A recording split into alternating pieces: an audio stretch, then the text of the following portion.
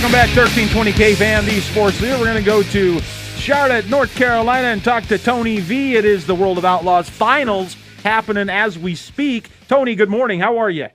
Hey, good morning, guys. Beautiful day here. We got a little unlucky yesterday with the weather. We got lucky on Thursday night, lost to last night, so we have a doubleheader here. So right now we're running the third heat race on the track under some beautiful sunny skies. Paul McMahon getting the first heat win, Joey Saldana winning the second one, and as you mentioned, it is coming down to today, and that is it. Tonight, I guess it'll be live on Speed. Looking forward to that.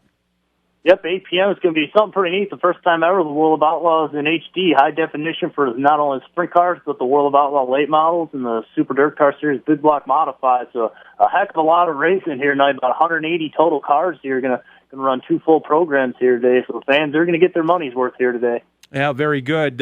Who's looking strong today? Right now, those guys you mentioned, Joey Saldana and Paul McMahon, the two Casey Kane cars, and right now it seems like the top side of the track's been the fastest line. Lance DeWeese actually starting on the outside of the front row here on the third heat race. We've had a couple of cautions so far, but every single restart he's shot right to the lead. So it looks like the top side of the track right now is the place to be. So it's going to be track position, it looks like, especially during a day race. So whoever's starting on that outside row come feature time, first two rows, those guys will be in a pretty good position. Jason Meyer, Curtin points leader right now. Donnie Scott's trying to chase him down. Is Jason looking pretty strong?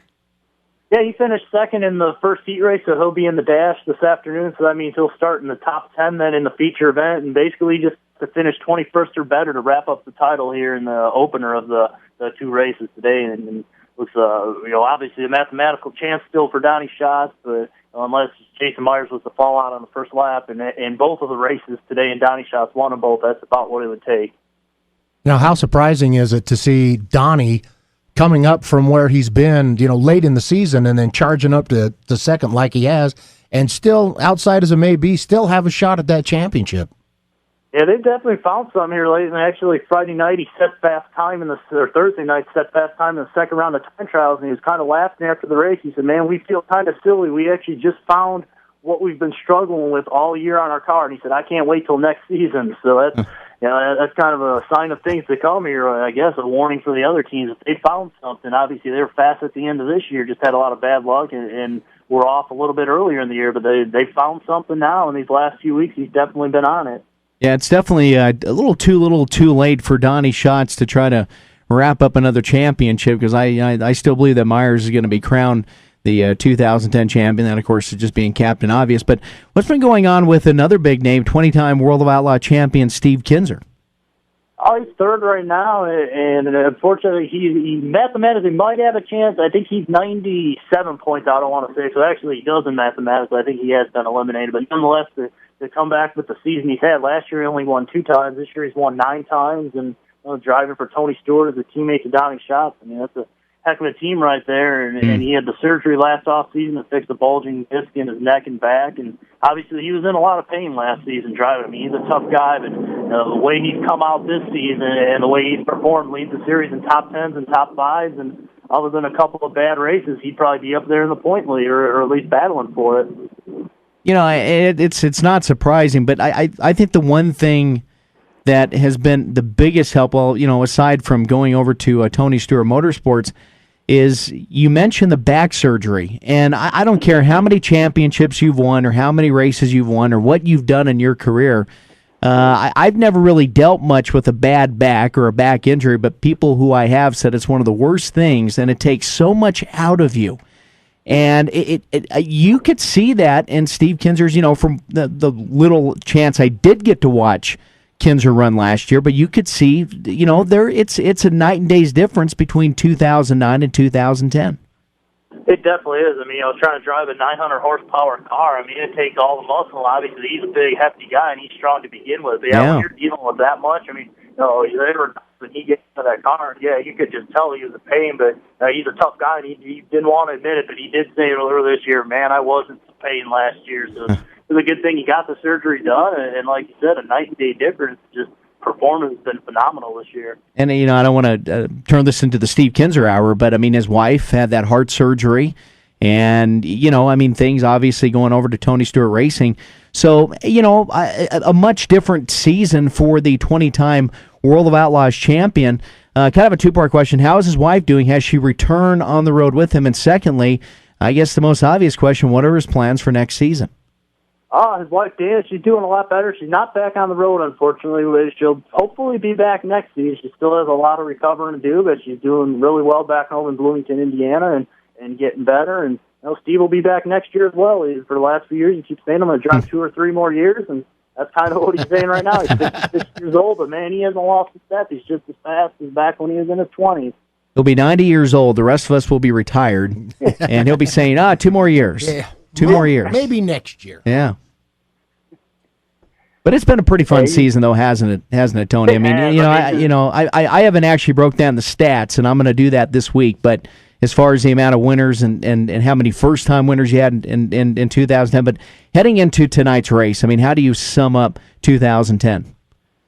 Competitive. I mean, just as you mentioned, the sheer number of winners, people that have led laps this year. I mean, it has been a phenomenal season. I was unfortunate Joey Saldana getting hurt there when he was right neck and neck with Jason Myers for the point title, because it probably would have come down here to today, these 2 races, and that was definitely unfortunate. But Jason and his guys have worked hard all year and hard for the last few years to get where they're at. But it's just been a great year. The drivers, nobody quite knows if it's the tires, the double file restarts, everybody having better equipment and more of a drive to be and run up front. If that's what's making all the racing better, probably a combination of all those, the guys usually say. But it's been a great year. I mean, it's been fun getting every night to watch. I always talk to some of the old timers and say, man, I wish I would have been around back in the old days when it was Doug Wolfgang and Steve Kinzer and Sammy Swindell. But we have Steve Kinzer still running, right? Sammy Swindell still running. You got Donnie Schatz, Joey Saldana, and Jason Myers all in their prime, and a lot of young up and comers. So honestly, the talent in the sport's probably just as strong as, if not stronger, than it's ever been. And here's the thing about Steve Kinzer. He's still a championship contender. Yep, and that's amazing. I mean, there's not too many other sports where somebody who's 56 years old can be competing with guys half his age and beating them a lot of the nights and contending for the titles, like you said. And some of the old boys you talk about still out there, Kinzer, of course, and Sammy Swindell and Jack Hodenschild winning races still. Still out there showing them young bucks how to get her done. Yep, that experience comes into play. I mean, there's so many of these tracks they've been to hundreds of times, and some of these young guys have been there a handful of times, and it definitely helps. Every single lap you can get on a dirt track and everything you can learn, you learn every time you get in that car. So those guys, all that experience definitely pays off. Well, Tony, we appreciate you as always. You've been really good to us here in 2010. And, folks, let me remind you, you can follow today's race on Twitter at World of Outlaws.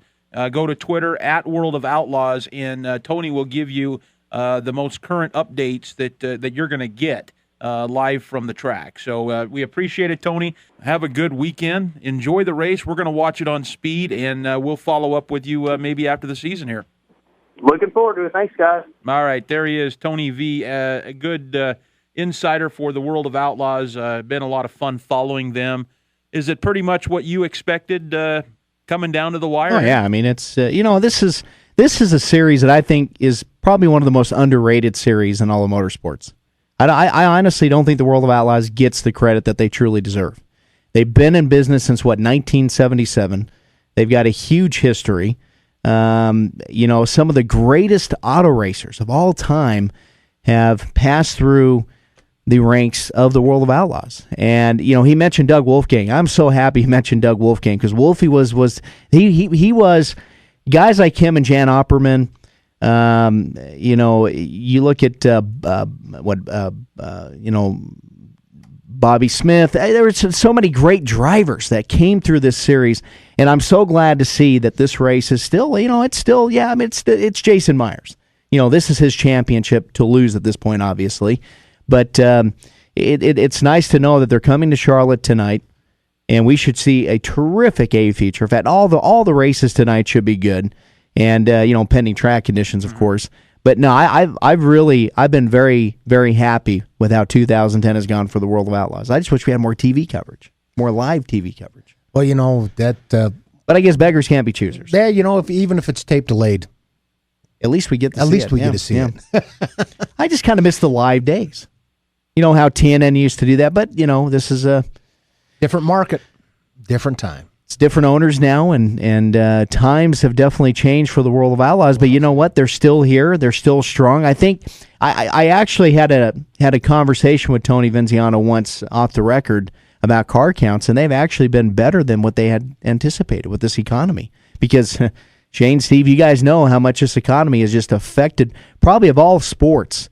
Motorsports has been the most directly affected by, of course, the automakers, the economy overall, these bailouts and all that. I don't want to get political, but they have been. Sponsors, yeah, absolutely. Yeah. It's a sponsor-driven sport. Well, I mean, look, when you have teams like Richard Petty Motorsports that are in disarray, you have no idea what's going to happen, and neither do they. Well, I'll tell you, that is. Coming up next, we'll talk NASCAR. Stay tuned for that. The AMP Energy Juice 500 happened last weekend, Talladega. Folks, you're listening to The Racing Fan right here on 1320 KFan, the sports leader.